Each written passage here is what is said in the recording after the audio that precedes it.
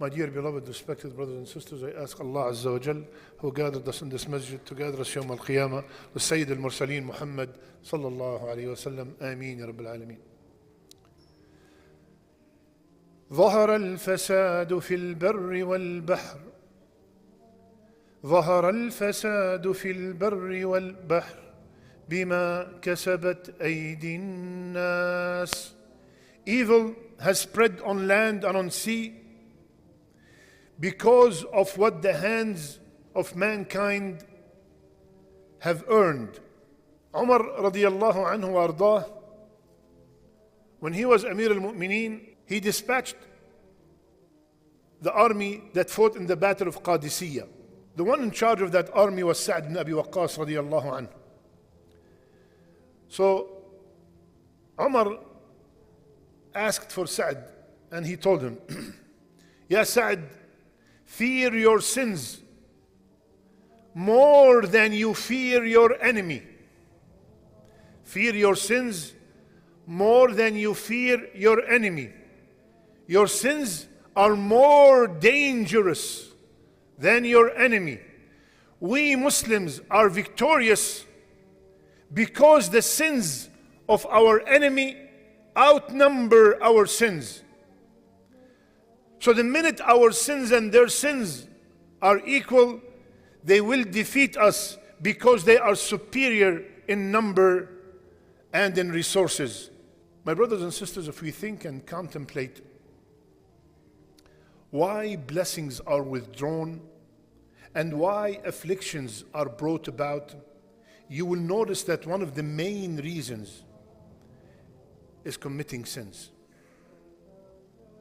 Committing sins. But unfortunately, anytime calamity takes place, we rush to blame others. It's never me. What's happening in Gaza, in Yemen, in Sudan, in Burma, all over the Muslim world, it's because of the presidents and the leaders and the West and the foreign policy, but it's never me, never. Well, what's happening in Gaza and all over the world is because of me and you. It's because of us. It's because of our sins. My brothers and sisters, there are certain effects of sins on our daily life. So today, inshallah ta'ala, we'll take few of them so we can wake up and come back to Allah Azza wa Jal. First, one of the effects of sins on a person is that it deprives that person from ilm, from knowledge. You memorize the Quran, all of a sudden the Quran is disappearing. Check your sins. You finish the khutbah, what was the khutbah about? I have no clue. Check your sins. You attend lectures, conferences, seminars, all gone. Check your sins. Imam al-Shafi'i, rahimahullah, he said, شكوت إلى وكيع سوء حفظي فأرشدني إلى ترك المعاصي وأخبرني أن العلم نور ونور الله لا يؤتى لعاصي. Shafi'i rahimahullah, he complained to his teacher Waki' and he told him, I'm having issue with my memorization. So his teacher told him, stay away from sins because the ilm, knowledge, is light and the light of Allah cannot be given to a sinner. So one of them effects of sins, deprivation of knowledge. Second, a sin could deprive a person from an act of worship. Sins could deprive the sinner from performing acts of worship. I'll give you examples that we can relate to. I pray Fajr and Jama'ah every day. I have a certain amount of Quran, few pages that I read every day. I fast Monday and Thursday. I pray Tahajjud. All of a sudden it disappeared. Check your sins. You pray every single day Fajr, and then all of a sudden you did not come. That day, check what you have done.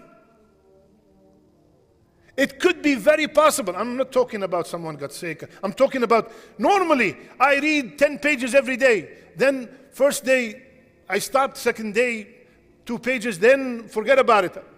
Gradually sometimes it happens. Check your sins. Check your sins. It could be one of the sins that you are committing that made you being deprived from performing that beautiful act of ibadah.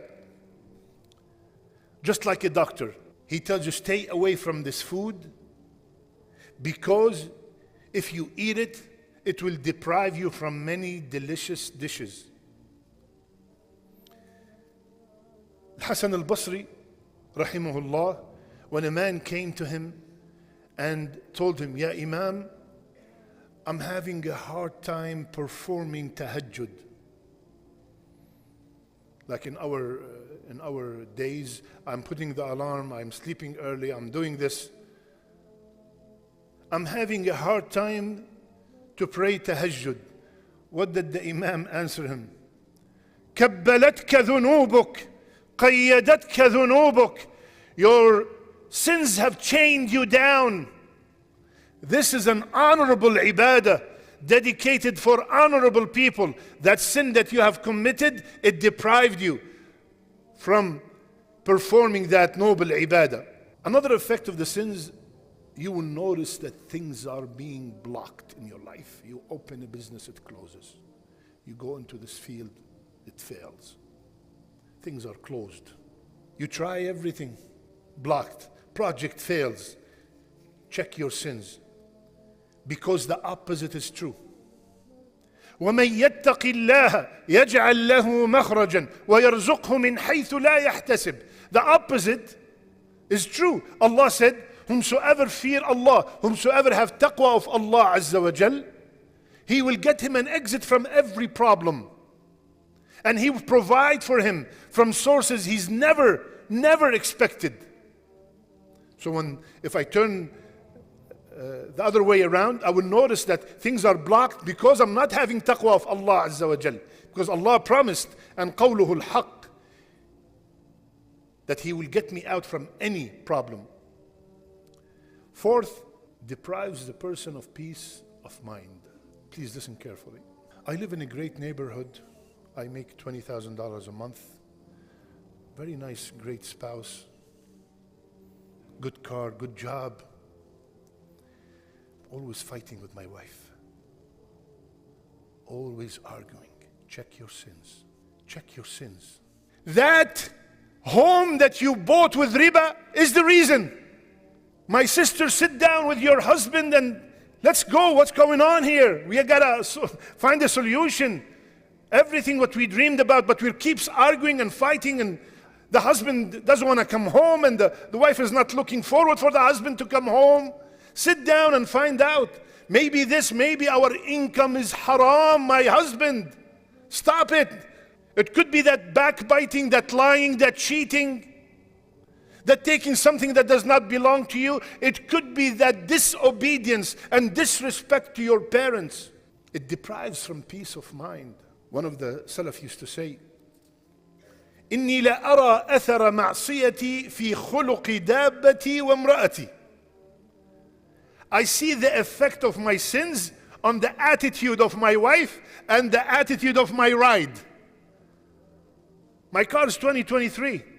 Every day I'm having problems. Ya Habibi, how? Check your sins. Check your sins. Every time I go home, she's frowning and there's problems. And subhanallah, we have everything. Check your sins. Umar, radiallahu anh, there was an earthquake in Medina. So he came immediately and stood on the minbar, and the Sahaba are listening. He said, what happened? They said, Ya Amir al-Mu'mineen, it's an earthquake. He said, I know it's an earthquake. What did you do to cause the earthquake? You know, in Japan a few years ago, when the tsunami took place, the governor of Japan, it's in the news, and you could search it. He went on TV and said, this tsunami took place because we are disobeying God. This is a divine punishment from God. He was fired the next day. Non-Muslim. Any kind of problems that are going and happening at home and you did not do anything to cause them, check the sins. And you know what the problem is? Most of the time, we do not. And if somebody come to you and complaining about problems at home, and you tell him, brother, how's your salat? Brother, what does that have to do with it? I'm telling you, my wife. Are you dealing with riba? Brother, I'm telling you that me and my wife just had a major fight, and you're asking me if my house is on a haram loan. What does that have to do with it? Habibi, you have declared war on Allah. You've declared war on Allah. What are you expecting? You have declared war on the source of mercy. We don't think about these things. My sister, this hair that you go outside the house without a hijab and you show it to everybody, that could be the reason that you're having a lot of problems at home. But you never crosses our mind. Because shaitan tells us, alhamdulillah, you donate, you're a good person. We don't want to hear these things. We come to the sheikh or to the imam or to the counselor and we want a wand, hit, finish. I don't want to do anything. It's because you know why? It's not me. It's not me.